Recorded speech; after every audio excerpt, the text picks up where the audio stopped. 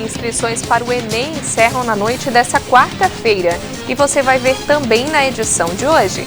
A Diretoria de Trânsito e Transportes de Criciúma vai realizar audiência pública sobre licitação para o sistema rotativo. Deputados estaduais de Santa Catarina definem regras da audiência sobre a reforma da Previdência do Estado. Na CPI da pandemia, Manuela Medrades fica em silêncio durante o depoimento. O presidente Jair Bolsonaro fala sobre privatização da Eletrobras. O governo do estado vai publicar decreto com medidas menos restritivas no enfrentamento ao coronavírus.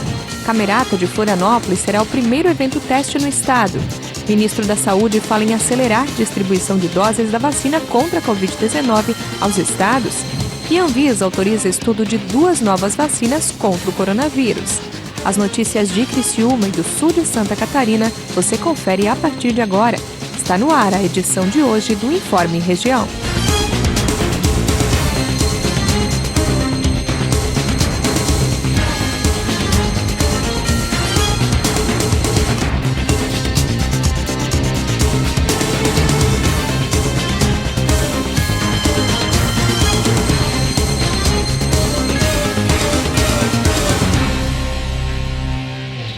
Hoje é quarta-feira, 14 de julho de 2021. Para você que acompanha a TV Primavera, uma boa tarde. Encerra hoje o prazo de inscrições para o Enem, o Exame Nacional do Ensino Médio. Os interessados em fazer a prova devem acessar o site do Instituto Nacional de Estudos e Pesquisas Educacionais Anísio Teixeira, o INEP, na página do participante. A taxa de inscrição para os não isentos é de R$ 85. O pagamento deve ser feito por meio de guia de recolhimento da União. As provas do Enem 2021 serão aplicadas nos dias 21 e 28 de novembro, tanto a versão digital quanto a impressa. As 2 versões também terão a mesma estrutura de prova, 4 cadernos de questões e a redação. Cada prova vai ter 45 questões de múltipla escolha, que no caso do Enem digital, serão apresentadas na tela do computador. Já a redação será realizada em formato impresso, nos mesmos moldes de aplicação e correção da versão em papel. Os participantes vão receber folhas de rascunho nos 2 dias. No primeiro dia vão ser aplicadas as provas de linguagens, códigos e suas tecnologias e ciências humanas e suas tecnologias, além da redação. A aplicação regular terá 5 horas e 30 minutos de duração. No segundo dia, as provas serão de ciências da natureza e suas tecnologias e matemática e suas tecnologias. Nesse caso, a aplicação regular terá 5 horas de duração. A Diretoria de Trânsito e Transportes de Criciúma vai realizar uma audiência pública para discutir a concessão do estacionamento rotativo no município. Confira. Na audiência serão apresentados os detalhes do processo licitatório de concessão de áreas para o sistema de estacionamento rotativo pago. A audiência está marcada para o dia 27 de julho, às 7 horas da noite, e será transmitida pelo canal do YouTube da DTT, a Diretoria de Trânsito e Transportes. Durante a apresentação, serão respondidas perguntas feitas por pessoas previamente inscritas. As perguntas podem ser feitas pelo e-mail administrativo.dtt@criciúma.sc.gov.br ou via chat. A duração da audiência deve ser de 2 horas, podendo ser prorrogada por mais 30 minutos. Segundo a direção da DTT, deve ser um processo transparente para que as pessoas interessadas em participar da licitação possam tirar todas as suas dúvidas, além de a população poder conhecer os detalhes do que está sendo organizado. De acordo com a pauta da audiência, além de apresentar a minuta do edital de concorrência pública, a reunião vai discutir também os aspectos metodológicos e modelo funcional, o projeto básico e o plano de outorga da concessão, critérios para a participação na licitação, exigências para a habilitação das licitantes e critérios para a apresentação da proposta financeira. As comissões permanentes da Assembleia Legislativa de Santa Catarina definiram as regras para a audiência pública sobre a reforma da Previdência dos servidores públicos do Estado. Entre as diretrizes estão a definição de entidades que vão usar o direito de fala e tempo de explanação. Os deputados que compõem as comissões permanentes de Constituição e Justiça, Finanças e Tributação, Trabalho e Administração Pública deliberaram sobre a dinâmica da audiência pública que vai tratar da reforma da Previdência dos servidores públicos de Santa Catarina. Ela será realizada no dia 19 deste mês. Os presidentes apresentaram a lista de inscritos. Foram 63 instituições e pessoas. Na oportunidade, os deputados priorizaram a inscrição de uma fala por entidade, apenas instituições estaduais, e delimitaram o tempo em 10 minutos. Também definiram que o Estado, por meio do IPREV e Secretaria de Estado da Fazenda, fazem as primeiras manifestações sobre a proposta da reforma. Todos poderão participar vai ser transmitido essa audiência, então só vai ser dado o link para quem for se manifestar virtual, porque os outros poderão participar pelos canais da TVA, pelo YouTube e por aí afora. A audiência pública é uma prerrogativa para deliberar sobre o projeto de lei complementar e a proposta de emenda à Constituição, que tratam da reforma da Previdência Estadual, voltada para os servidores públicos de Santa Catarina. A matéria vai receber após a audiência pública as emendas e somente depois, no dia 4 de agosto, vai ser apreciada em plenário pelos 40 deputados. Eu queria sugerir, presidente, fixar a data e hora. Hoje à tarde, os 3 presidentes comunicam aos demais deputados até às 18 horas, a todos os demais deputados, e a resposta dos deputados deverá ser até amanhã às 13 horas, para que se possa tomar as providências, né? Ou seja, daqui a pouco esquece, vai às 15, 16, 18, enfim. Então, hoje até às 18 horas, a comissão despacha para todos os deputados e amanhã até às 13 horas os deputados devolvem para as comissões. A seguir, o presidente Jair Bolsonaro fala sobre a privatização da Eletrobras.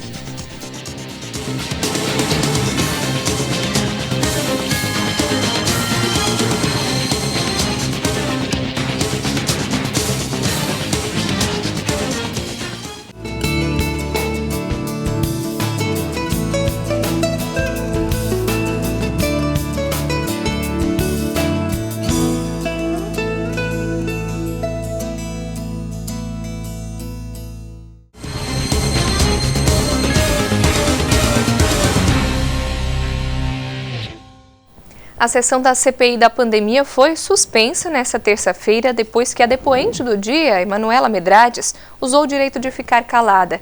Ela conseguiu um habeas corpus para permanecer em silêncio em perguntas que poderiam incriminá-la, mas ela se recusou a responder a todas as perguntas. Com autorização do Supremo para permanecer em silêncio, Emanuela Medrades, diretora técnica da Precisa Medicamentos, usou o direito de não falar nada que pudesse incriminá-la e ficou calada durante todo o depoimento. Quem me tratou primeiro como investigada foi essa CPI, que quebrou os meus sigilos e deixou expresso no requerimento a minha condição de investigada. Eu já prestei depoimento na Polícia Federal sobre os fatos investigados, já entreguei documentos perante as autoridades investigativas, a CGU, a TCU e também a essa CPI, e, portanto, por orientação dos meus advogados, eu vou permanecer em silêncio. Ela não respondeu a nenhuma pergunta. Por isso, o vice-presidente da CPI da pandemia, senador Randolfo Rodrigues, pediu que a Polícia Federal libere o depoimento de Emanuela para a Comissão Parlamentar de Inquérito. Emanuela Medrades se calou, inclusive, nas perguntas que não estavam diretamente relacionadas à negociação de vacinas. Ela se recusou a responder, por exemplo, qual o vínculo de trabalho dela com a Precisa Medicamentos.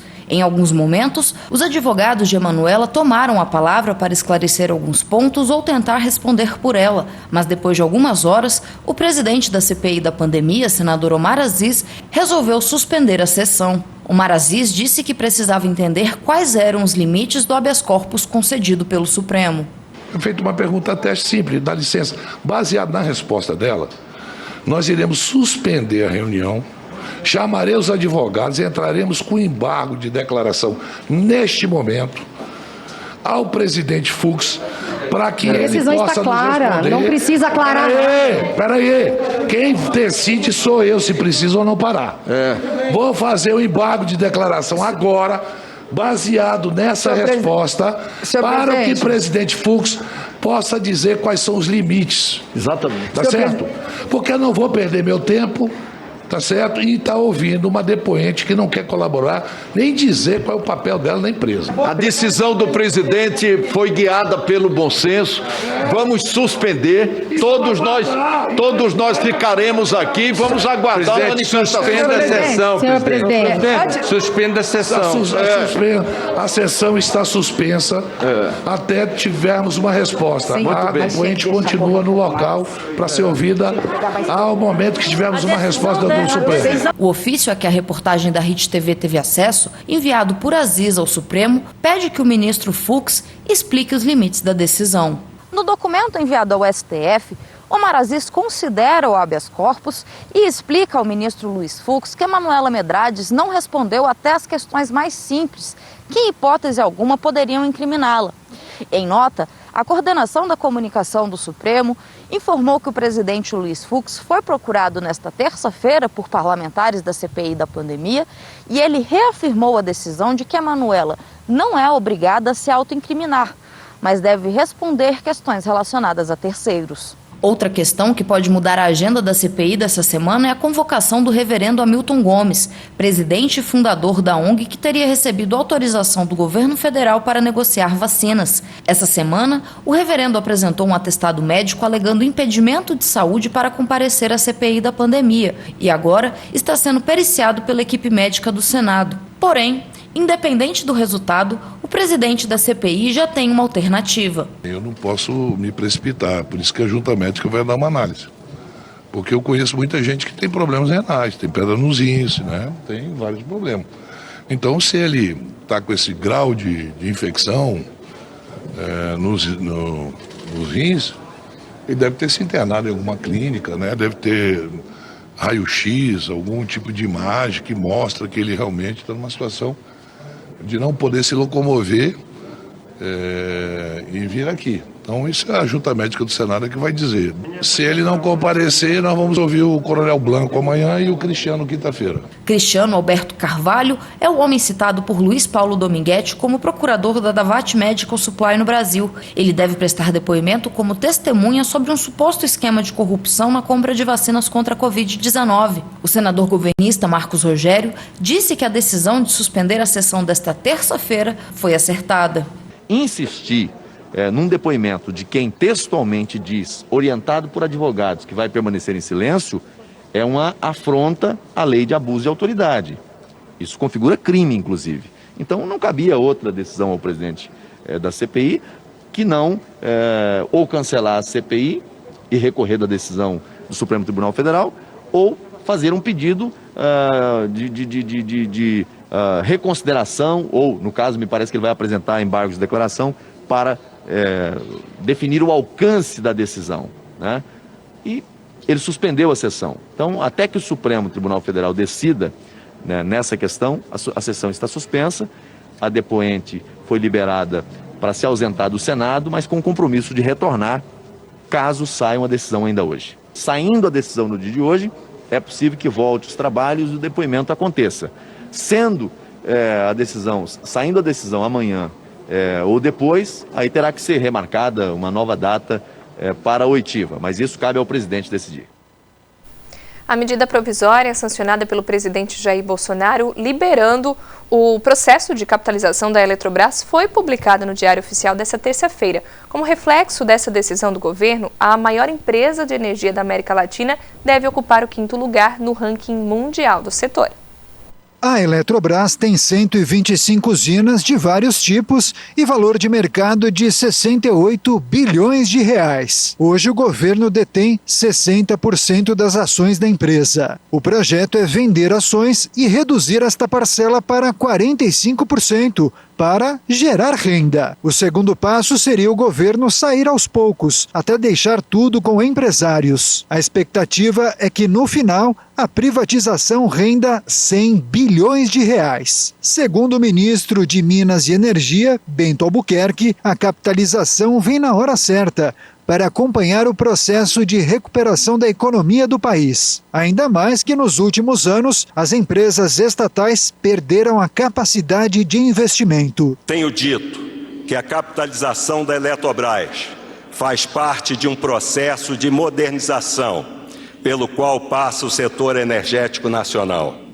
Particularmente, nos últimos 2 anos e meio, onde um trabalho conjunto entre o governo federal, o Congresso Nacional, o Judiciário e os órgãos de controle, obteve avanços significativos, proporcionando investimentos vultosos, aumento de arrecadação, geração de milhares de empregos e renda para os brasileiros. Os principais pontos vetados pelo presidente do projeto original previam a obrigação de o governo dar garantias de emprego de 1 ano para os funcionários, que em caso de demissão pudessem adquirir ações da empresa com desconto, proibição de extinção de algumas subsidiárias da Eletrobras, obrigação da empresa realocar as pessoas que estejam na faixa de linhas de transmissão de alta tensão e que os nomes indicados para a diretoria do Operador Nacional do Sistema Elétrico passem por sabatina no Senado. O presidente Jair Bolsonaro disse que a privatização da Eletrobras é apenas mais um passo para fortalecer a parceria entre o governo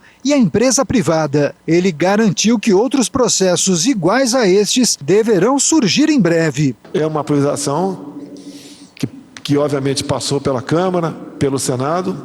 A nossa capacidade de investimento vem diminuindo e o sistema não pode colapsar.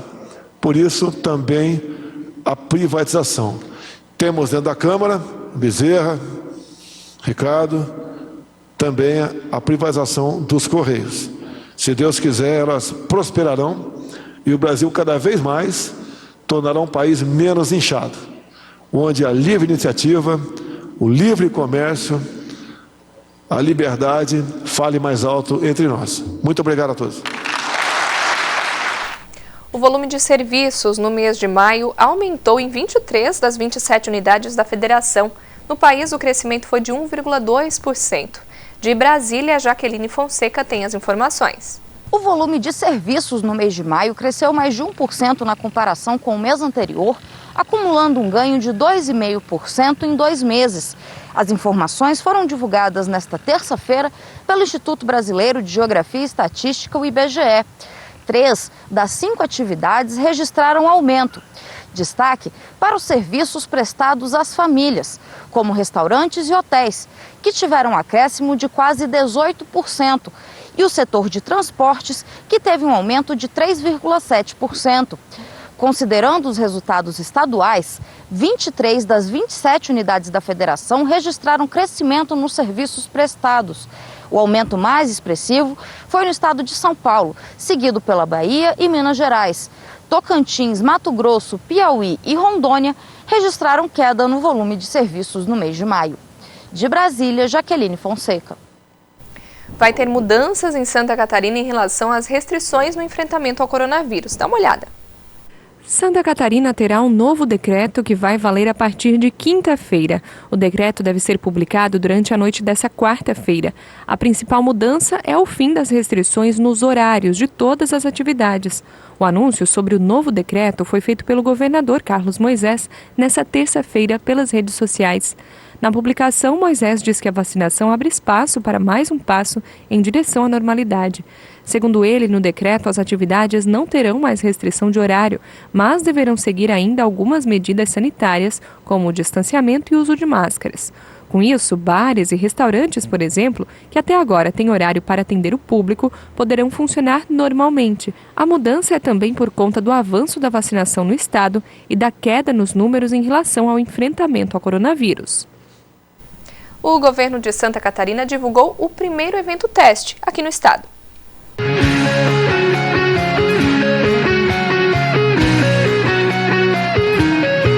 Uma apresentação da Camerata Florianópolis no Teatro Ademir Rosa no dia 29 de julho vai ser o primeiro evento teste em Santa Catarina.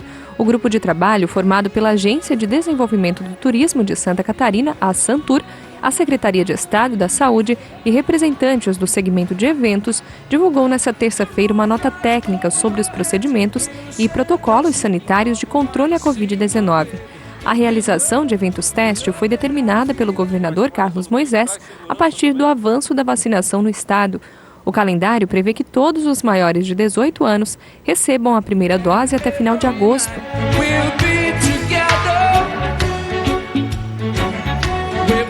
No evento teste, o público do espetáculo será restrito às pessoas com a vacinação completa, ou seja, que estão 100% imunizadas, mediante a apresentação de comprovante e testagem antes e depois do evento, que será realizada pela organização da atividade. A ocupação do teatro será reduzida a 548 espectadores e o uso de máscaras será obrigatório. O monitoramento dos participantes continuará sendo feito após o evento teste, com auxílio de um aplicativo de rastreabilidade. Instruções mais detalhadas quanto ao acesso, aos ingressos e outros procedimentos serão divulgadas nas próximas semanas. Segundo o governo do estado, a realização do evento tem caráter científico e deve nortear a retomada das atividades do segmento com os cuidados necessários.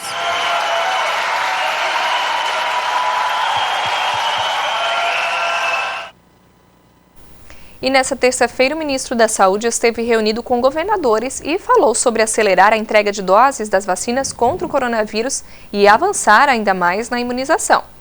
O ministro da Saúde, Marcelo Queiroga, ele ontem participou dessa reunião nesta terça-feira do Fórum Nacional dos Governadores. E o assunto era o trabalho de combate à pandemia da Covid-19 e também o avanço da vacinação em todo o país e a definição de protocolos seguros para a volta às aulas. Até o momento, mais de 147 milhões de doses já foram distribuídas em todo o Brasil e a previsão é de que mais 100 milhões sejam entregues nos meses de julho agora e também no mês de agosto. E o ministro Marcelo Queiroga, ele defendeu o retorno das atividades presenciais nas escolas, a volta às aulas e também disse que se houver um trabalho conjunto entre toda a população e também os governos federal, estaduais e municipais, toda a população vai estar vacinada em setembro, toda a população acima de 18 anos. E lembrando que a Anvisa reforçou a importância de se tomar a segunda dose da vacina. Segundo a agência, é preciso se vacinar mesmo que já tenha passado a data marcada, porque assim a eficácia do imunizante fica garantida e ela só é comprovada depois de 2 aplicações. E a Agência Nacional de Vigilância Sanitária, Anvisa, autorizou hoje, em Brasília, a realização de pesquisas clínicas de 2 novas vacinas contra a Covid-19. Uma das vacinas é desenvolvida pelo Instituto de Biologia Médica da Academia Chinesa de Ciências Médicas da China e a outra é produzida pela empresa AstraZeneca. A primeira pesquisa realizará ensaio clínico de fase 3, controlado por placebo, para avaliar a eficácia, segurança e a imunogenicidade da vacina, que usa a tecnologia de vírus inativada. O estudo a ser realizado no Brasil integra parte de uma pesquisa maior que também está sendo analisada na China e em outros países. Farão parte dos testes adultos de 18 anos de idade ou mais que receberão 2 doses, com intervalo de 14 dias entre a primeira e segunda dose. Mais de 34 mil participantes serão recrutados no Brasil, Malásia, Bangladesh, China e México. Já a segunda pesquisa clínica aprovada vai testar a vacina desenvolvida pela AstraZeneca com a tecnologia de vetor de adenovírus recombinante, a mesma utilizada no imunizante anterior e que é aplicado no Brasil. A vacina será fabricada por uma empresa sediada no Reino Unido e é uma nova versão do imunizante aplicado no país. Ele foi modificado para também fornecer imunidade contra a recém-emergente cepa da variante da Covid-19, identificada primeiro na África do Sul, em abril. O estudo será aplicado em adultos de 18 anos de idade ou mais, previamente vacinados e não vacinados, para determinar a segurança e a imunogenicidade da vacina. A empresa planeja testar esse esquema em 2.475 participantes no Brasil, Reino Unido, África do Sul e Polônia. O Informe Região vai ficando por aqui. Uma boa tarde para você e até amanhã.